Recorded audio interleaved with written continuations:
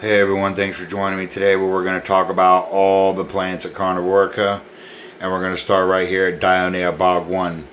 There are a couple different little plants in here. We got a Stelidium right there, which is a frail trigger plant. Lots of star moss obviously, and this Drosera capillaris. Now, I took this chunk of star moss out of the old media. I wanted to continue to use this to spread and continue to use it in a lot of the bogs that I have. Well, apparently this little capillaris was down in there. And as you've seen from my photos, all of them are in bloom. I've had them for many years, so all the media that I have is probably full of them. God only knows how many seeds have bounced off and gone into the soil and other ones, so we probably got more popping up other places. But right next door is Dionea coquillage, which is French for seashell. And if you look at the shape and its teeth, it definitely looks like a seashell. Next to that is BO1. BO1 is a cultivar I got from California Carnivores. It has dark, bright red dots where the cilia are. And it turns even bright red and then fading into a pink and then into a neon green, as you can see right there.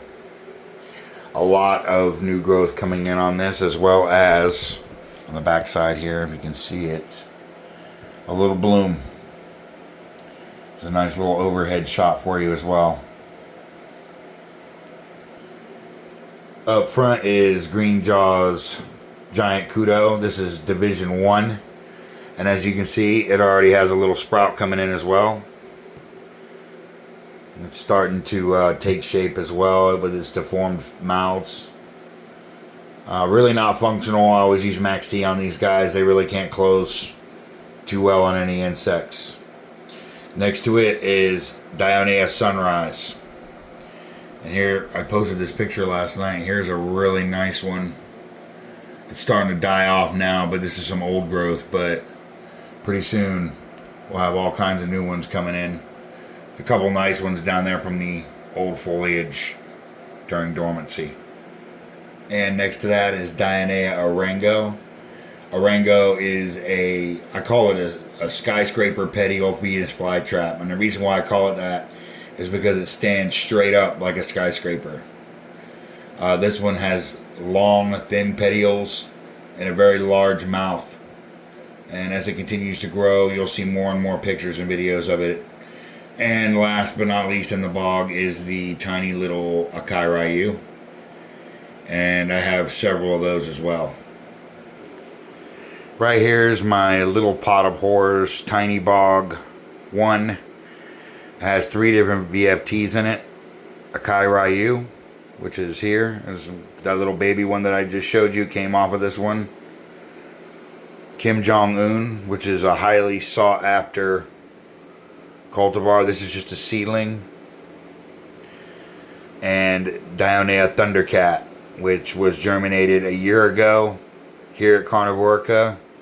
I had a pack of seeds, spilled the whole tray, fell off the cabinet because I have a cat who loves to just jump up and destroy my plants.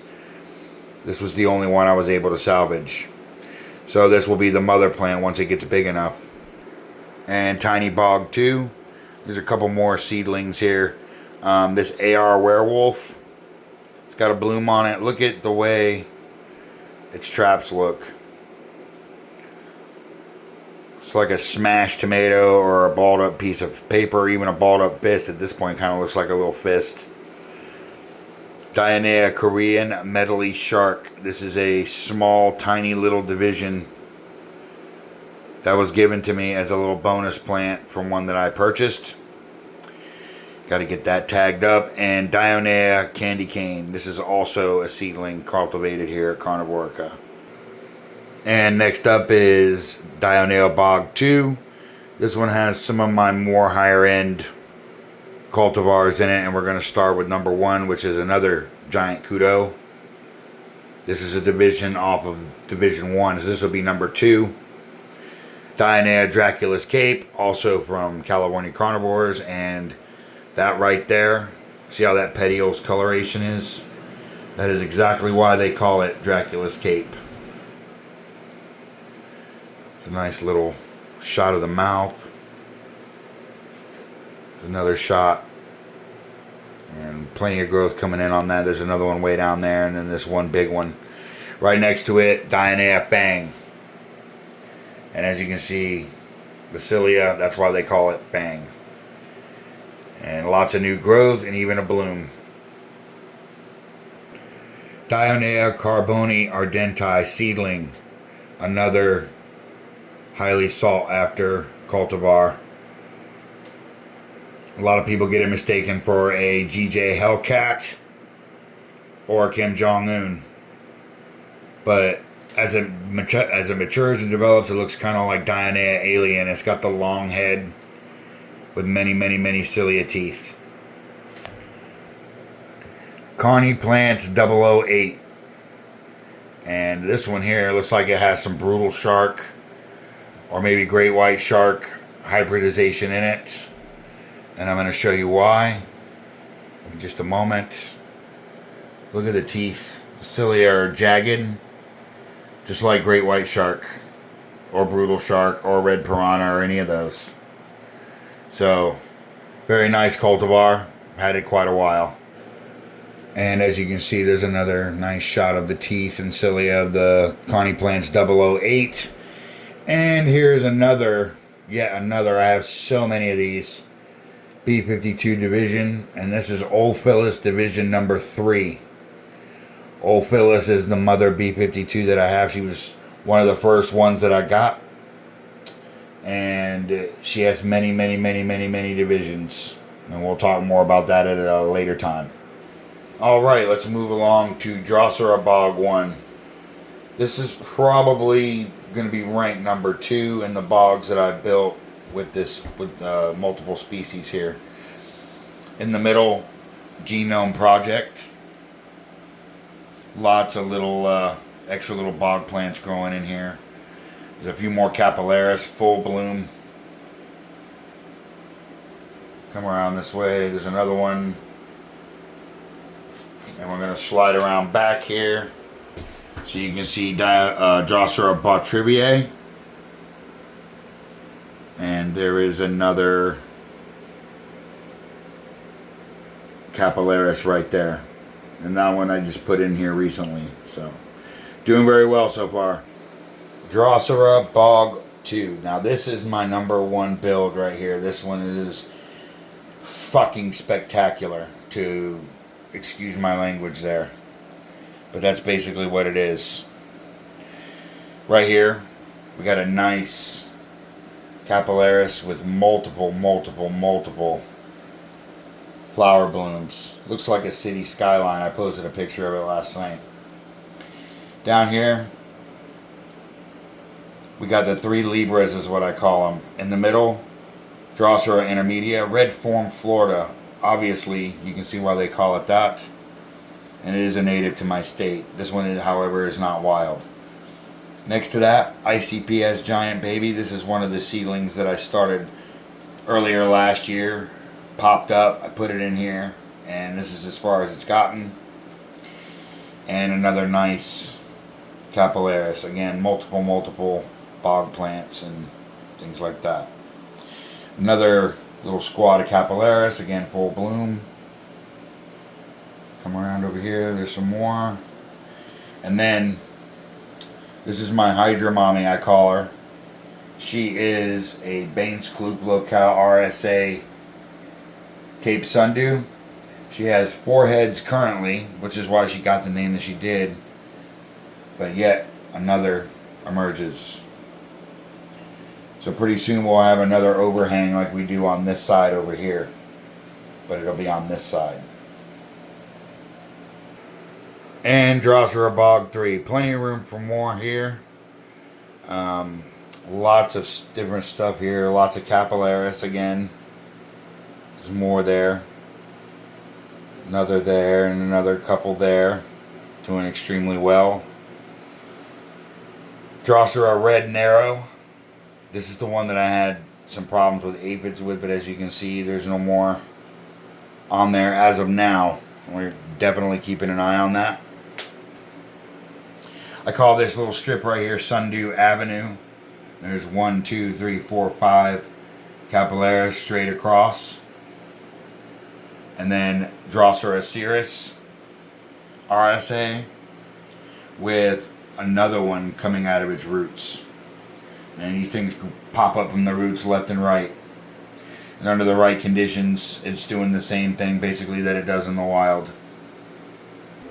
Alright, let's go over to the Drosera stack here, including some of my favorite cultivars here. I got a spoon fed. This one, it was actually won in one of our giveaways. And it's going to be shipped out Monday. A couple of damaged leaves here, but I'm going to cut all that off before it goes out the door. And there is actually a little bloom starting to come in on that one as well. Next door is the one that I'm keeping, and it is in full bloom. Nice looking little specimen. This is not a hybrid. This is just the way that this species grows, short and stout. And moving right along, this is the boss right here, Drosera capensis Scorpio from California Carnivores. A total beast. Bright red. Does not play no games with no bugs. It is in bloom right now. Bunch of new growth coming in, full of dew. That's what we like to see. Next to it is Deep Calm Red Form RSA, also from California Carnivores. Looks like a red octopus. And here's a nice little overhead shot of the little stack. There in the middle, Drosera Stellenbosch, regional South Africa.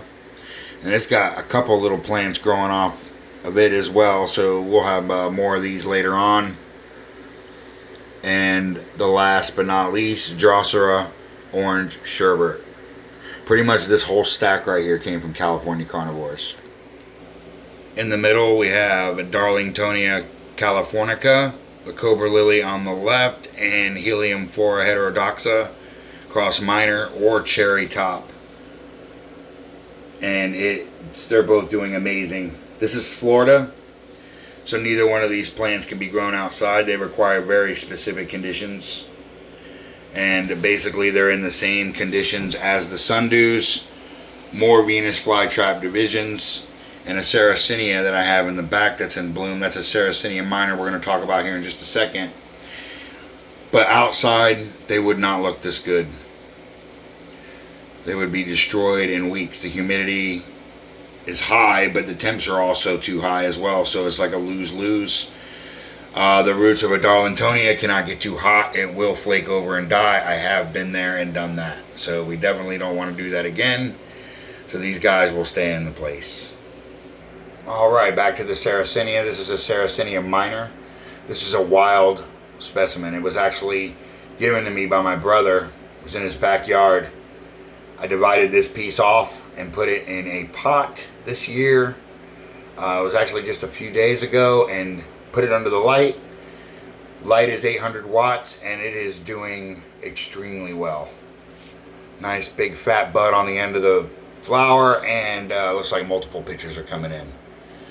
So we will keep an eye on this. There's definitely some new growth points coming in down there on the bottom.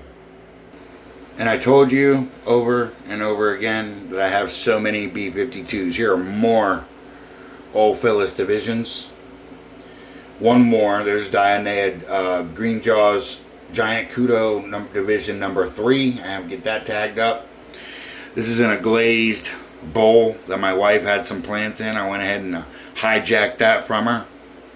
It is glazed all the way around, so there is no issue in using this plant for Venus flytraps. It is pipe fed. There are no openings on the pot, therefore I stuck the pipe down in there. We fill it to the top with water at least 2 times until we have a small reservoir of water here, letting us know that it is sufficient. This is one of the ones that was lost in the mail. This is an Alba Drosera capensis. It's back here because it's in recovery mode right now. So we stuck it back here. Once it starts producing and looking a little bit better, we'll throw up some more pictures. Inside Humidity Dome 1, these are all Venus flytrap seedlings. There's multiple in there. I'm not going to crack it open for this video, but we will look at them at another time. In there is Dionea Witchy Baby, Dionea Colorado Hardy, Dionea Thundercat, and Dionea Shere Khan. And pretty much most of them, I'm not going to say all, but most of them have appeared to germinate. Right here are my in vitro leaf cuttings of Drosera. These are all the species that I have. As you can see, there's many. And I'm trying to get as many babies off these as I can. This can be done by putting the arms in water. You want to change that water out every so often. I do it about every 3 days. This is pure rainwater. This is Drosera Scorpio, which is here. Tempting to get some more of those off of this. This takes a long time. So you got to have a lot of patience when you're doing this. More updates on this in the future. And the last one for this shelf here is Drosera Regia, or the King Sundew. This is my oldest specimen. I've had this guy about a year. I've talked about it multiple times. I've posted pictures and photos and things like that, stories about him. This guy took a plunge off where I was filming the Dionea bogs, about 5 feet high. Plant down on the floor. Smashed it. Leaves were smashed, broken. I thought it was finished. But what I did was I started giving it mycorrhizae, which I give mycorrhizae to all of my plants. I believe in it firmly for root structure development. You want those roots to spread throughout the bog, especially with Drosera Regia, because you will get more from the roots. It's a guarantee, just like with the others we talked about earlier. But anyway, I put it under this 225, and ever since it's doing great. It's got some new growth coming in right there. Outstanding. And a lot to do. Max feed treatment the other day. Keep a good eye on it, see how it does. Alright, and here's the 16-inch Drosera Regia bog. These are my two smaller specimens, and as you can see, they're all folded up with bugs. We got a new leaf coming in right there. I don't have the lights right on top of them like I do with the other one. The other one, again, is in recovery. So we want to have it get a little bit more light. These are more shaded. And that's only temporary as well. We're going to put a small, probably 100-watt light up here for them tomorrow. This one, as far as I know, the big one that I was talking about earlier, just a few minutes ago, is Wellington RSA. This one, I know both of these are Bainskloof RSA. This one's greener. However, this one is turning red, which is going to be interesting because I've seen King Sundews with green and red before, but I've never seen one as red as this, so we're going to keep an eye on that. I want to see if it continues to grow in. But that's the 16-inch Regia bog, and we got some Utricularia subulata in there. And our goal is to have that carpet this whole side. More on this in the future. Alright, we're on the home stretch now, and this is another, yet again, B52 Ophilis division. This is going to be Division 4. But we also have Division 2 of Coquilla. Trying to restore this one a little bit. It was all up underneath the bigger growth. Look at that one there. It's got some gnarly looking little teeth on it. And here we got some star moss growing. That was a sundew. It died back. I thought it was going to come back. Maybe it will, maybe it won't. But either way, we're keeping it here because we want that star moss to fill this in so I can use it in other projects. Moving right along. Here is the B52. This is our first giveaway prize here. You're probably wondering why the hell is it still here. Well, it's because I've been fighting with USPS and I was waiting for the weather to get a little bit better before I shipped them off. All of my grand prize winners will receive theirs on probably next Thursday because I'm sending them out Monday. And last, this is just a medical quarantine pot right here, or tray, whatever you want to call it. These are some decaps of some extensions that I had in some of the bogs that weren't doing so well. This one here you can see is all chewed up. This is a lotus eater. I don't know if it's going to come back or not. The bottom of this tray is full of mycos, so we're going to try to get them some new roots. This Cirrus right here just was not growing, so I cut it off to try to get it some new roots. Here's another piece of the Genome Project, which was buried under the old growth, the other better growth of the adult. And I'm not sure if it's going to make it or not, but we will have updates on this going forward. That's pretty much all of those that we have right now. I'll be putting flower stalks in there as well. Try to get some more new plants as well. And the last two plants here, this is my Myrmecodia or ant plant. This thing is doing outstanding. This plant doesn't like a lot of light. It comes from the swampy bogs of Queensland, Australia. Likes a lot of shade. As you can see, it's got some new leaves coming in here. Another small one on the background. I like how they're starting to lay open.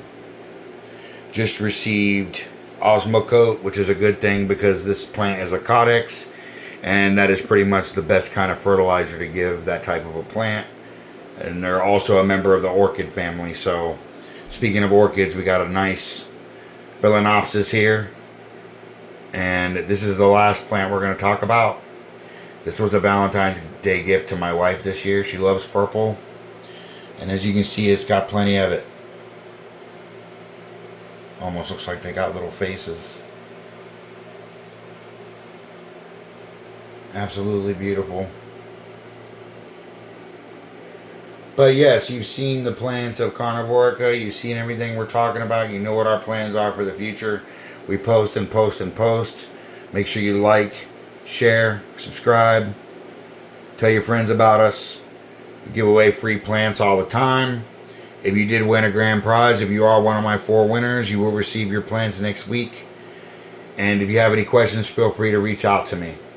I want to thank everybody for watching Carnivorica today, and I hope you all have a great night.